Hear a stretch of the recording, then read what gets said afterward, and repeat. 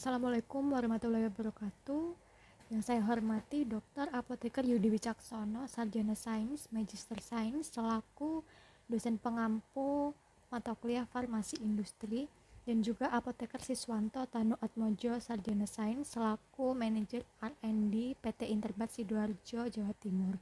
Perkenalkan, saya Nurismatri Harwianti, NIM 22211101119,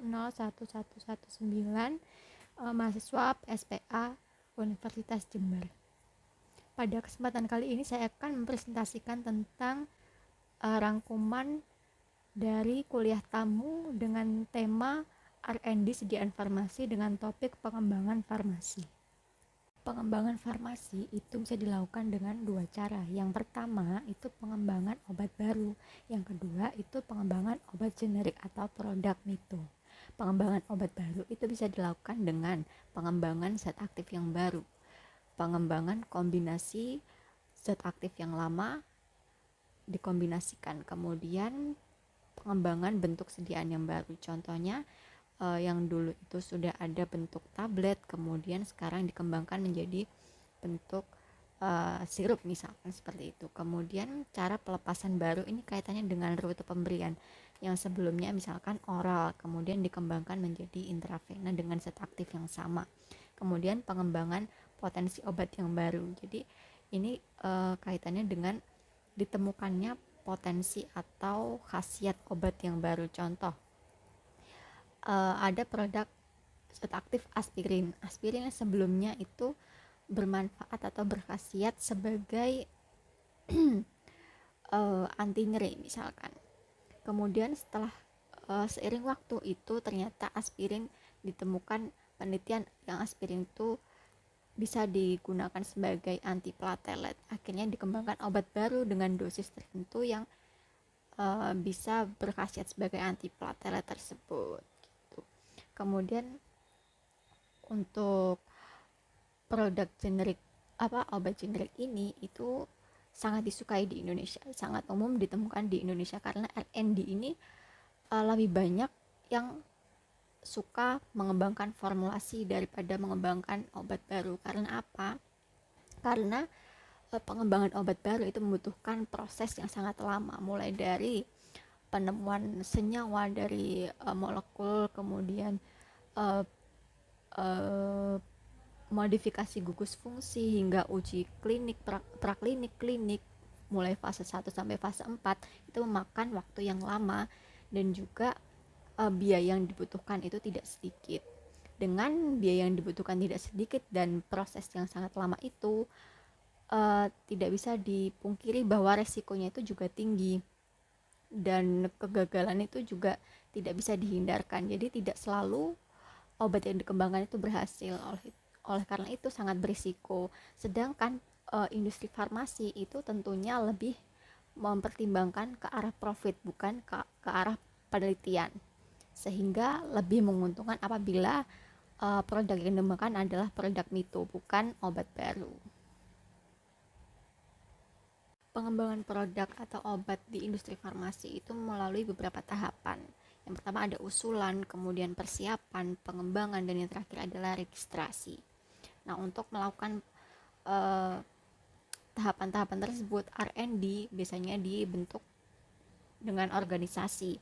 Nah, di PT Interbat sendiri dicontohkan R&D itu dibagi menjadi 3 bagian, yaitu pengembangan formulasi, pengembangan metode analisis, dan yang terakhir adalah bagian registrasi. Namun di industri farmasi lain kemungkinan itu bisa jadi berbeda, tergantung kebijakan dari industri farmasi masing-masing. Bisa jadi bagian registrasi itu di luar dari tugas dari R&D, atau bisa jadi bagian pengembangan metode analisis itu dilakukan oleh QC karena keterbatasan alat.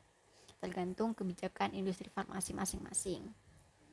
Nah, pada tahap usulan itu business development bekerja sama secara tidak langsung dengan bagian marketing melakukan survei pasar dan juga forecasting. Nah, di sini bagian Busdev tersebut itu menentukan kira-kira produk apa yang cocok untuk dikembangkan oleh R&D untuk buat produknya seperti itu. Kemudian usulan tersebut disampaikan pada R&D.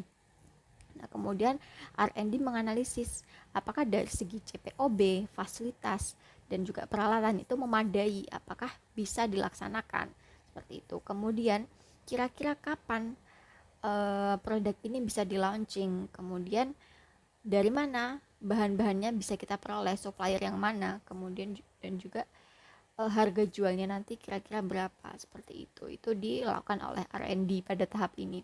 Kemudian pada tahap persiapan dan pengembangan, nah pada pengembangan ini R&D bertugas untuk mengembangkan formula, mengembangkan prosesnya bagaimana, termasuk di dalamnya adalah proses ketika scale up, kemudian pengembangan metode analisisnya, dan juga pengembangan kemasan. Namun kemasannya di sini yang dimaksud adalah bukan dari segi desain, tapi dari segi pemilihan kemasannya, bisa jadi dari bahannya juga. Kira-kira kemasannya seperti apa, cocok untuk produk tersebut, seperti itu. Kemudian yang terakhir adalah registrasi. Nah, dari data-data yang didapatkan tadi, kemudian diserahkan kepada BPOM untuk selanjutnya urus izin-izinnya, seperti itu. Kemudian R&D ini juga bekerja sama dengan pihak-pihak lain, yaitu bagian BusDev tadi, Business Development, kemudian bagian produksi, karena setelah pengembangan formulasi tadi yang sudah formula yang sudah fix, kemudian diserahkan ke bagian produksi untuk skala produksi. Kemudian ada juga terlibat di QC, di setelah pengembangan metode analisis, kemudian metode analisis yang siap digunakan itu bisa diserahkan kepada QC, seperti itu. Skala produksi itu bisa ditingkatkan tergantung dari tujuan produksinya. Ada dibagi menjadi 3 skala. Ada skala kecil, skala menengah, dan skala pilot atau skala produksi. Skala kecil itu biasanya digunakan pada penetapan metode analisis tentatif dan juga optimasi formula dan optimasi proses. Sedangkan skala menengah itu digunakan pada uji stabilitas sebagian, validasi metode analisis, validasi pembersihan, dan evaluasi bahan kemas. Sedangkan skala pilot atau skala produksi itu digunakan pada validasi proses, transfer teknologi, uji waktu tunggu, uji stabilitas, dan uji bioekivalensi. Nah, prinsipnya untuk quantity itu adalah kuantitinya tidak lebih dari 10 kali dari skala sebelumnya. Misalkan skala kecil itu menggunakan 1000 unit. Kemudian untuk skala menengah maka maksimal adalah 10.000 unit. Jadi 10 kalinya maksimal. Sedangkan pada skala pilot atau skala produksi itu maksimal 100.000 unit. Selanjutnya memasuki studi praformulasi. Studi praformulasi itu dapat didefinisikan sebagai karakterisasi sifat fisikokimia dan kadang-kadang juga biologi dari suatu bahan obat, dan juga studi kompatibilitas obat eksipien. Tujuannya apa? Tujuannya adalah dasar rasional formulasi, dasar optimalisasi kualitas dan kinerja produk obat, dan juga meningkatkan kesuksesan dan efisiensi formulasi produk. Jadi kita tidak bisa merancang formula kalau kita tidak tahu dasar-dasarnya, tidak tahu apa yang kita hadapi. Tidak bisa kita asal campur bahan-bahan, tambah ini tambah itu, jangan-jangan justru dengan kita keasalan kita itu justru memperburuk dari kualitas sediaannya. Jadi kita harus tahu kenapa kita milih eksipien A, B, C, kita milih bahan A, B, C, kenapa kita butuh pengawet, kenapa kita memilih jenis kemasan blister, kenapa strip, itu kita harus tahu. Nah, tujuannya lagi adalah ketika kita tahu itu, kita bisa bekerja secara cepat ketika proses formulasi, tidak banyak trial and error yang memperlama pekerjaan kita gitu. Jadi ketika paten dari obat itu sudah habis, kita bisa segera launching produk kita gitu. Jadi bisa berkompetisi langsung dengan industri farmasi lain gitu. Selain itu juga karena kita bisa meminimalisasi trial and error dan juga pekerjaan kita lebih cepat, itu dana yang dibutuhkan juga akan semakin sedikit.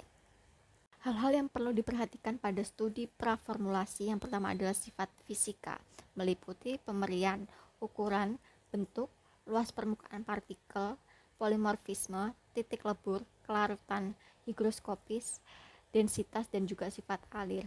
Pada pemberian ukuran bentuk luas permukaan partikel itu bisa dicontohkan ketika kita memilih produsen alternatif untuk bahan yang kita butuhkan. Misalkan produsennya sebelumnya itu terkendala sehingga tidak bisa memasok bahan yang kita butuhkan.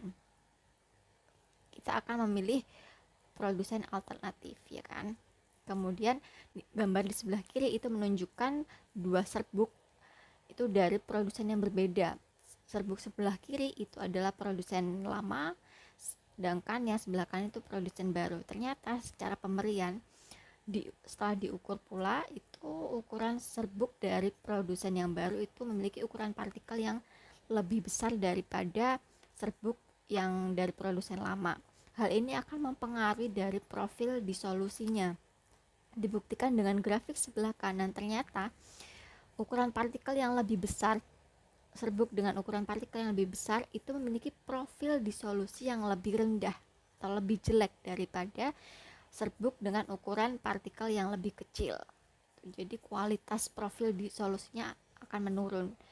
Selain itu, nanti akan mempengaruhi jumlah pelarut yang dibutuhkan karena profil disolusinya lebih jelek, maka pelarut yang dibutuhkan volumenya juga akan meningkat. Hal ini nanti akan berbeda dari formula awalnya, seperti itu. Selain itu juga akan mempengaruhi keseragaman kandungannya, sehingga dapat disimpulkan serbuk dari produsen yang alternatif ini tidak bisa kita gunakan untuk formula yang kita kembangkan.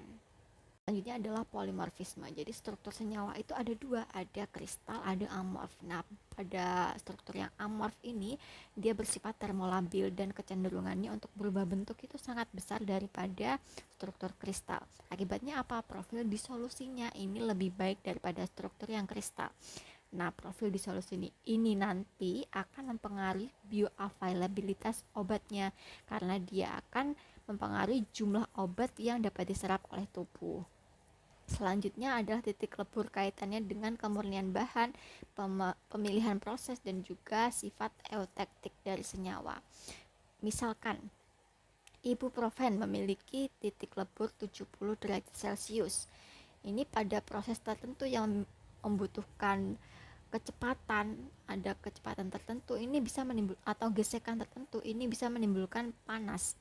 Sehingga untuk meminimalkan suhu tersebut, ini bisa menggunakan colloid mill, ya, solusinya bisa menggunakan colloid mill atau bisa mengurangi kecepatan dari proses tersebut sehingga panas itu tidak terbentuk. Itu kemudian pada bahan-bahan yang sifatnya eutektik itu sebisa mungkin tidak dicampurkan. Selanjutnya kelarutan, ini kaitannya dengan bentuk sediaan, misalkan suspensi atau oral solution. Kemudian kaitannya juga dengan cairan granulasi, itu cairan granulasi harus memiliki kemampuan yang tinggi dalam melarutkan zat aktifnya, dan juga kaitannya dengan disolusi. Selanjutnya terkait dengan higroskopisitas, dibagi menjadi 3, higroskopis, efflorescence, dan juga deliquescence. Keadaan higroskopis itu definisikan sebagai suatu senyawa yang menarik air pada kelembapan tertentu dari lingkungan. Ini solusinya bisa dilakukan dengan melakukan pengaturan dari kelembapan atau RH. Selanjutnya yang kedua, efflorescence. Ini senyawa yang pada kelembapan tertentu akan menyerap air dan di waktu suhu dan kelembapan tertentu pula ini akan melepaskan air. Contohnya citric acid monohidrat. Nah, citric acid monohidrat ini dalam farmakope disebutkan bahwa pada kelembapan di bawah atau kurang dari 40% ini dia akan melepaskan air, sehingga ini akan menyusahkan ketika dibentuk sediaan sirup kering karena pada kondisi kelembapan di bawah 40% dia akan melepaskan air sehingga akan timbul bintik-bintik pada sirup kering. Itu. Kemudian yang ketiga adalah deliquescence. Senyawa ini menyerap air kemudian larut ke dalam air yang diserapnya, kemudian lama-lama akan basah. Contohnya adalah MgCl2 dan juga ranitidin. Nah, solusi dari ketiga permasalahan ini adalah pemilihan kemasan yang tepat. Selanjutnya adalah densitas. Ini kaitannya dengan sifat alir dan juga load mesinnya. Yang perlu diperhatikan selanjutnya adalah sifat kimia, meliputi struktur dan gugus fungsi, konstanta ionisasi atau pKa, koefisien partisi, isomer, stabilitas fase padat dan dalam larutan, pengotor dan senyawa sejenis. Yang pertama adalah struktur kimia.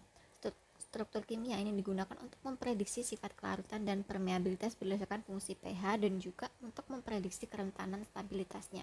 Jadi sebagai R&D kita perlu mengetahui apakah senyawa yang kita gunakan, bahan yang kita gunakan itu sifatnya asam atau basa. Misalkan asam atau basa, maka senyawa tersebut itu mudah larut di pelarut yang seperti apa. Seperti itu. Kemudian apakah senyawa kita itu memiliki struktur yang ada gugus fungsinya? Apabila iya, apakah struktur tersebut mudah terhidrolisis ataukah tidak? Kemudian pada kondisi yang seperti apa struktur tersebut bisa rentan, seperti itu. Kemudian pada pKa, kaitannya dengan pKa itu adalah kemampuan senyawa melepaskan proton dalam suatu pelarut dalam kondisi setimbang. Pada pKa 7 dan pH 7 tercipta suatu kondisi setimbang di mana 50% senyawa itu akan terionkan, sedangkan 50%-nya tak terionkan. Perlu diingat bahwa pKa itu tidak dapat menentukan senyawa itu asam atau basa. Yang dapat menentukan senyawa asam atau basa itu adalah struktur kimianya. Nah, pada gambar di sebelah kanan dapat dilihat pada pKa 7 dan pH 7 ini terjadi kondisi setimbang antara bentuk terionkan dan tak terionkan dengan perbandingan 1:1, 50% banding 50%. Apabila satu senyawa bersifat asam lemah, pada pKa di bawah 7 akan dalam bentuk tak terionkan, dan semakin naik pH-nya akan semakin banyak senyawa yang dalam bentuk terionkan. Dan juga sebaliknya, apabila satu senyawa bersifat basa lemah, maka pada pKa di bawah 7 akan banyak dalam bentuk yang terionkan, dan semakin naik pH-nya nanti akan semakin banyak yang dalam bentuk tak terionkan. Nah, hal ini nanti akan mempengaruhi atau berkaitan dengan juga kelarutannya dalam air atau polaritasnya. Nah, pada senyawa yang dalam bentuk terionkan, maka senyawa ini akan lebih mudah larut dalam air atau polaritasnya semakin tinggi. Selanjutnya adalah penerapan pKa. Yang pertama, kelarutan sebagai fungsi pH. Yang kedua, penentuan lokasi absorpsi obat. Biasanya obat itu akan diabsorpsi di lambung apabila senyawanya dalam bentuk yang tidak terionkan. Karena dalam bentuk terionkan, senyawanya ini akan bereaksi dengan asam lambung. Kemudian yang ketiga adalah pemilihan dapar. Dapar yang baik itu berada di area pKa +-1. Contohnya pada analisis HPLC reverse phase, fase diamnya yang digunakan adalah nonpolar, fase geraknya adalah polar. Pada pH 2,7, maka senyawa yang lebih asam ini akan lebih terretensi di fase gerak yang nonpolar. Kemudian yang keempat adalah pemilihan pengawet. Pengawet yang dapat bekerja secara aktif itu adalah pengawet yang tidak terionkan pada pH-nya di bawah pKa. Kemudian pemilihan pengawet juga tidak boleh dipilih yang sifatnya kationik untuk sediaan per oral. Untuk pengawet yang biasanya digunakan itu lebih banyak dalam bentuk asam atau anionik. Ini contoh soal dari penerapan pKa. Di sini ada monografi suspensi oral antasida dengan spesifikasi pH antara 7 sampai 8,6. Di sini disertakan pula beberapa pilihan dari sistem penyangga beserta pKa-nya masing-masing dan juga beberapa pilihan pengawet. Nah, mana sistem penyangga yang paling sesuai dan juga mana pengawet yang paling sesuai? Yang pertama, sistem penyangga yang paling sesuai itu di sini yang paling sesuai adalah dengan pKa 7,2 yaitu fosfat acid. Kenapa? Prinsipnya itu pH dari spesifikasi itu harus mencangkup pKa +-1. Nah, di sini karena pKa-nya 7,2 +-1, maka pH rentang pH-nya itu 6,2 sampai 8,2. Dibandingkan pKa yang lainnya, maka rentang pH ini lebih memenuhi dari spesifikasi pH dari suspensi oral antasida yaitu 7 sampai 8,6, lebih mendekati. Maka dipilih fosfat acid sebagai buffer sistemnya dari suspensi oral antasida. Selanjutnya untuk pemilihan pengawet itu harus dipilih pengawet yang sifatnya tak terion. Pengawet yang tak terion itu akan bekerja secara aktif dalam larutan. Nah, pengawet yang tak terion itu yang bagaimana? Yang pH spesifikasinya itu di bawah pKa dari pengawet. Yang di sini yang paling sesuai itu metilparaben dan juga propilparaben.